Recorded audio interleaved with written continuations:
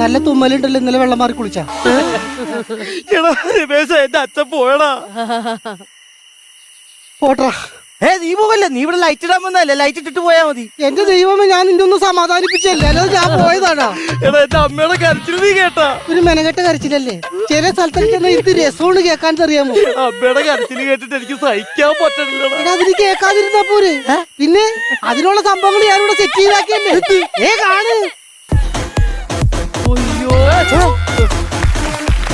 ലീല ലേറ്റൻ sound and DJ Rameshan Chappilimukku.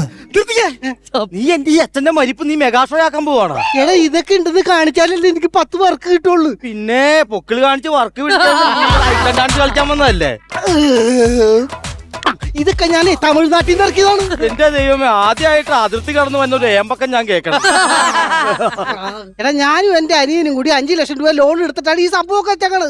ഇത് എവിടെയെങ്കിലും കുത്തിക്കയറ്റിയില്ലെങ്കിൽ എനിക്ക് ഇനി വേറെ വർക്ക് കിട്ടും. എന്നിട്ട് നിന്റെ അനിയൻ എന്തേ? എന്റെ അനിയൻ ആ മരത്തിന്റെ ചോട്ടിൽ നിന്ന് ഒരു കുരങ്ങനെ വളക്കണ്.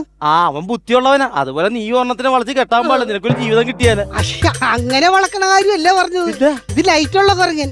അതായത് നമ്മൾ സ്വിച്ച് ഇടുമ്പോ തെങ്ങ കയറും, തേങ്ങ ഇടും, താഴെ വരും. ഈടെ ഈ മരിപ്പ് വീട്ടിലാണ് കുരങ്ങനെ തെങ്ങക്കേറ്റി തേങ്ങ ഇടിക്കാൻ പോണത്. എന്നാ പിന്നെ തേങ്ങ ഇടിക്കണ്ട. സ്വിച്ച് ഇടുമ്പോ മറ്റേ കുരങ്ങൻ ഇങ്ങനെ തെങ്ങ കയറട്ടെ, എന്നിട്ട് ബോഡിയിൽ നോക്കി കരഞ്ഞിട്ട് താഴെ ഇറങ്ങി. ദൈവമേ, ഇതൊക്കെ എന്തിനാണ് നീ ഇവിടെ ചെയ്യണത്? അതാണ് Leela light and sound and DJ Rameshan ചപ്പിളിക്കുത്ത്.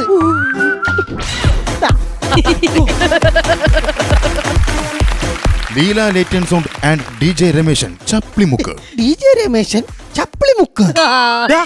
അതിനാ അവിടെ കൊണ്ടുവച്ചേക്കണത്? അത് ഷാഫി. കൊല്ല ഷാഫിയാ? കൊല്ലമുള്ള കരുനാഗപ്പള്ളിയാണെന്ന് അറിയില്ല. പൈസ കൊടുത്ത് മേടിച്ചപ്പോ ഷാഫി ലൈറ്റ് ആണെന്നാ പറഞ്ഞത്.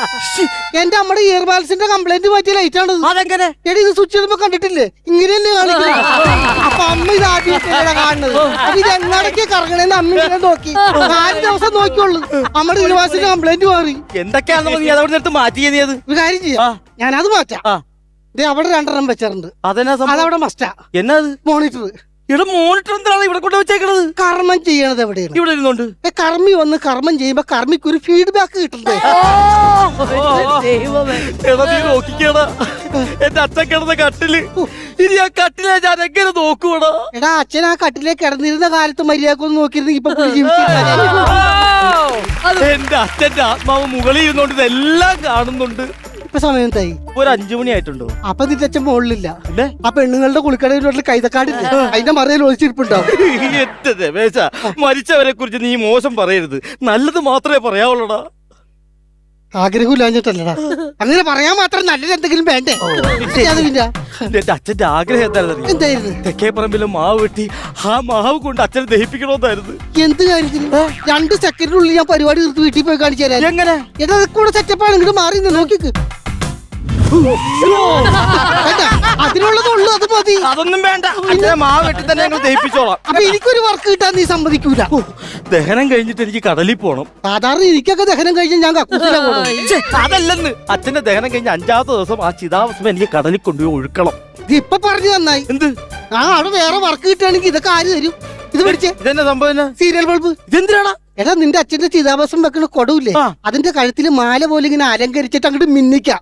ഈ കൊടവിട്ടുണ്ടല്ലോ, മിന്നണ കൊടവിട്ട് നീ ഇങ്ങനെ കടലിലേക്ക് കിടക്കുമ്പോ ഈ കൂടിയിരിക്കണ നാട്ടുകാരും ബന്ധുക്കാരും കൗതുകത്തോടെ നോക്കിയിരിക്കും നിന്റെ അച്ഛനാ. എടാ, കടലിൽ കൊണ്ടുപോയി ഒഴുക്കുന്നത് എന്റെ അച്ഛന്റെ ചിതാഭസ്മ, അല്ലാണ്ട് അച്ഛന്റെ ഫ്ലോട്ട് അല്ല. ഒരു കളർഫുൾ ആയിക്കോട്ടെ എന്ന് പറഞ്ഞു മാത്രം.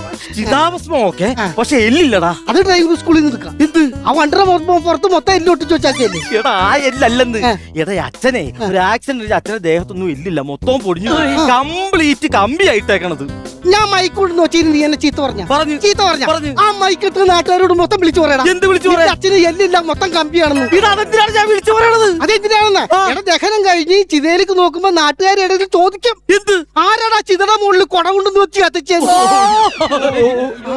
എന്തായാലും എന്റെ അച്ഛനില്ലാത്ത വീട് എനിക്ക് ആലോചിക്കാൻ പറ്റണില്ലടാ. ഓടാ, അച്ഛൻ ജോലിക്ക് പോയെന്ന് സങ്കല്പിച്ചാ മതി. അത് നടക്കത്തില്ല. സങ്കല്പത്തിൽ പോലും അച്ഛൻ ജോലിക്ക് പോകുന്ന ഇഷ്ടമല്ല. എന്തായാലും പൂജാസാധനങ്ങളെല്ലാം മേടിച്ചു കൊടുത്ത് ചന്ദനത്തിന് ഞാൻ മേടിച്ചില്ല. അത് ആരെങ്കിലും പറഞ്ഞു വിട്ട് ചന്ദനത്തിന് എന്തിനാണ്? എടാ, അച്ഛനെ തലക്ക് വെച്ച് പോയിക്കണ്ടേ? ചന്ദനത്തിന് വേണ്ട, പിന്നെ ഞാൻ സ്മോക്കർ കൊണ്ടുവന്നിട്ടുണ്ട്. എന്ത് കാര്യത്തിന്? തലക്കം ഭാഗത്ത് ഇരുന്ന് ഞാൻ പുകച്ച് തള്ളും. ഇതൊക്കെ എന്തിനാ നീ ഇവിടെ കൊണ്ടുവന്ന് ചെയ്യണത്? എടാ, അതാണ് നീല light and sound and DJ Rameshan ചപ്പിളിക്കുന്ന്. കാണേ കാണണമില്ലേ? അപ്പൊ അത് പോയി. അയ്യോ, നീ ഇതൊന്ന് പന്തൊക്കെ ആയിട്ട് തീ കൊളുത്തണത്? അയ്യേ, അതിന് ചിത ശരിയായിട്ടില്ല. അയ്യോ, ചിതക്കല്ല തീ കൊളുത്താൻ പോണത്. പിന്നെ? നിന്റെ ലീല ലൈറ്റ് ആൻഡ് സൗണ്ട്സ് ഇല്ലേ, അത് നിന്നെ വാരിക്കൂട്ടി ഞാൻ തീ വെക്കണം.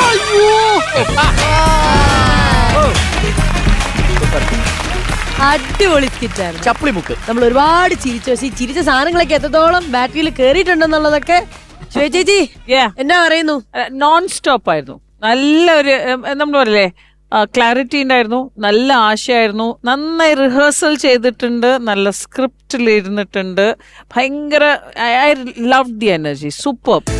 ഏറ്റവും ബെസ്റ്റ് കാര്യം എന്താ പറയുക, ഒരു സർപ്രൈസ് ഉണ്ട്, അത് പിന്നെ പറയാം. ശരി, അത് നമ്മൾ ബാറ്ററി കണ്ടു കഴിഞ്ഞിട്ട് ഞാൻ പറയാം. Okay, done. നമ്മുടെ ടീം യൂണിവേഴ്സൽ നിങ്ങൾക്ക് ഇഷ്ടപ്പെട്ടോ സ്കിറ്റ്? മരിച്ച വീട്ടിലൊക്കെ ദുഃഖം മറിക്കാനായിട്ട് ഇങ്ങനെ ഒരു പരിപാടി, മറ്റേ സംഭവം ലൈറ്റ് ആൻഡ് സൗണ്ട് ആണെങ്കിൽ ദുഃഖമൊക്കെ മറന്നിട്ട് കുറച്ചേരെങ്കിലും എൻജോയ് ചെയ്യുമല്ലോ. അടിപൊളി ഐഡിയ, എന്തായാലും സൂപ്പർ ആയിരുന്നു, രണ്ടുപേരും കലക്കി. Thank you. യെസ്, ഞാൻ കൊറേ ഇരുന്ന് ചിരിച്ചു കേട്ടോ.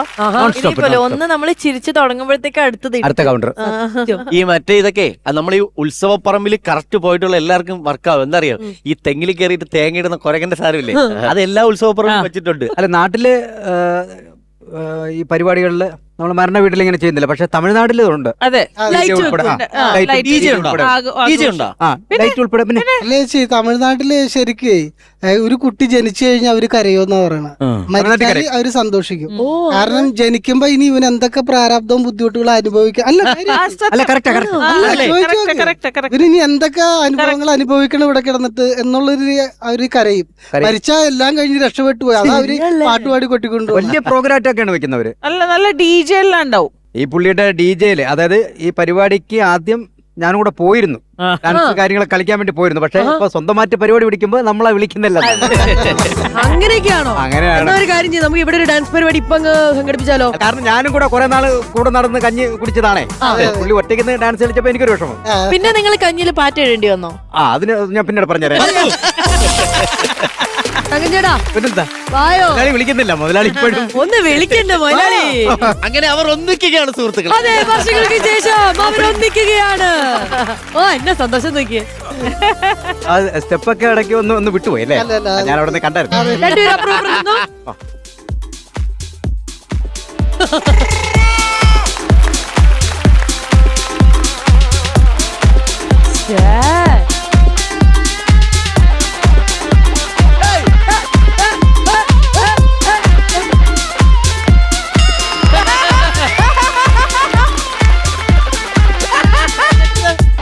അതെങ്ങനെ?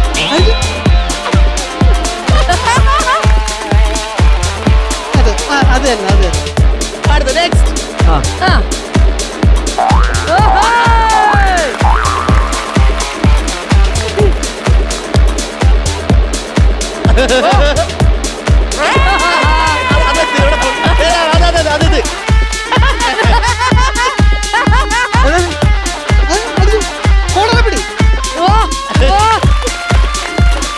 മതിയില്ലേ?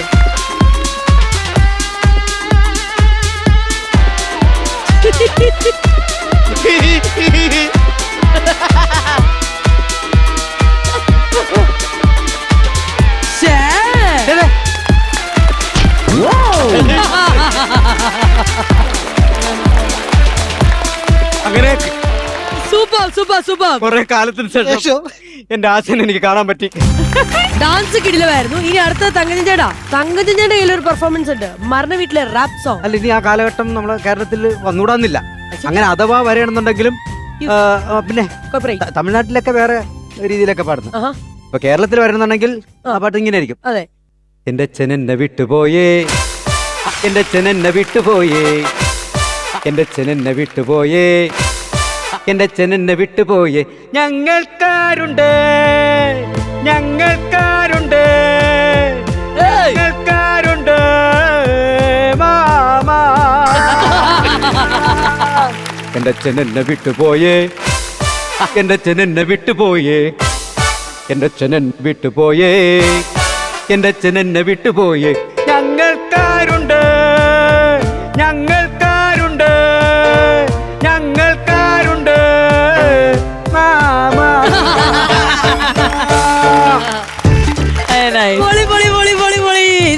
കണ്ടിട്ടുണ്ട്, നമ്മൾ സൂക്ഷിച്ചു വെക്കുന്നതായിരിക്കും അല്ലെ? ഉണ്ടായിരിക്കാം. ഇനി ഇത്രയൊക്കെ ചാർജ് ആയ സ്ഥിതിക്ക് നമ്മുടെ ബാറ്ററി ഇവർ സ്കിറ്റ് കളിച്ച് എത്രത്തോളം ചാർജ് ആക്കി എന്നുള്ളത് നോക്കാം. ദേ നോക്കിക്കോ.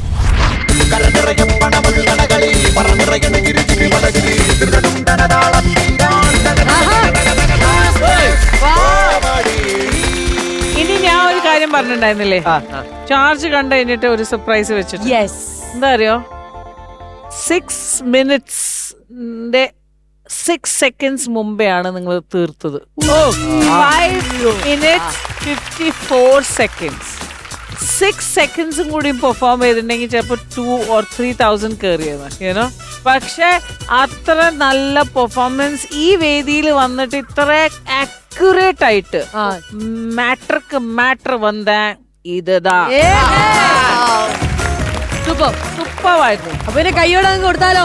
പിന്നെ ഇതാ ചൂട് തങ്കച്ചൻ അങ്ങോട്ട് മാറിപ്പോയ പൈസ ഒക്കെ കിട്ടാറായപ്പോ. അല്ല അത് കടം മാറ്റ പൈസ തരണേ. കഴിഞ്ഞ വർഷം 9 മണിക്ക് മുമ്പ് ഓടിയത് ഓർമ്മയുണ്ടോ? ഇതാ Yes.